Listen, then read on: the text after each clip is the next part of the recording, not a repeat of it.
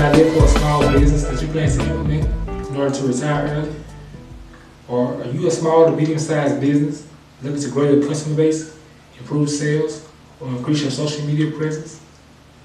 Did you know that digital marketing effectively drives in-person sales, as over 50% of purchases are digitally influenced? Are you aware that 70 to 80% of people will research a company online before making a purchase decision, and that having a one-page website can establish credibility? Hi, my name is Chris Colbert. I am the CEO of Cole Marketing Group.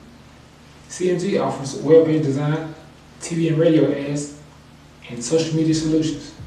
Call us today to solve all your advertising needs.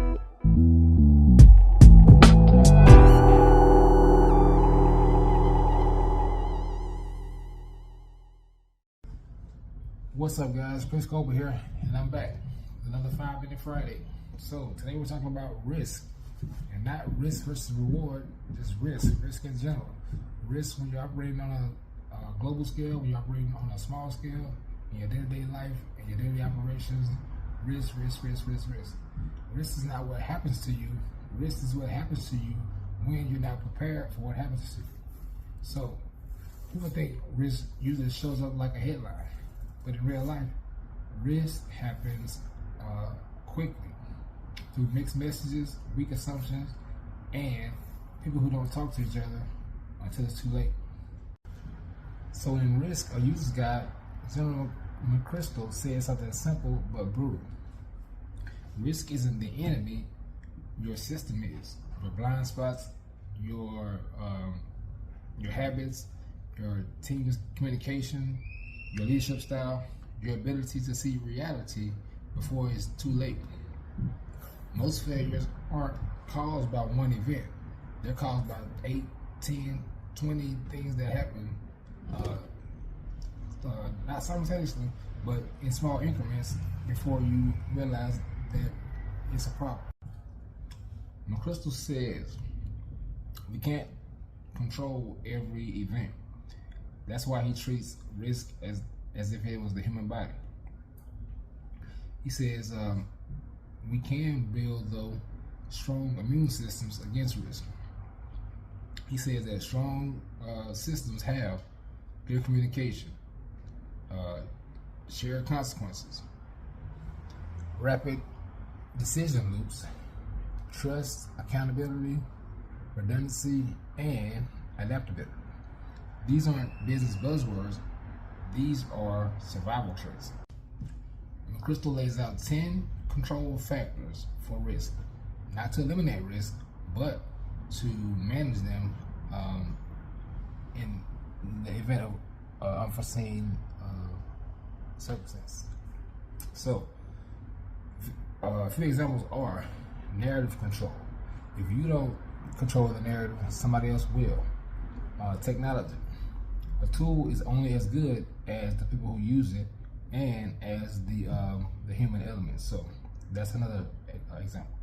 Diversify your perspectives. So you can't see the whole field from one angle. You have to take the whole field in a totality from different angles. Lastly, as an example to align your control factors is to have an action bias.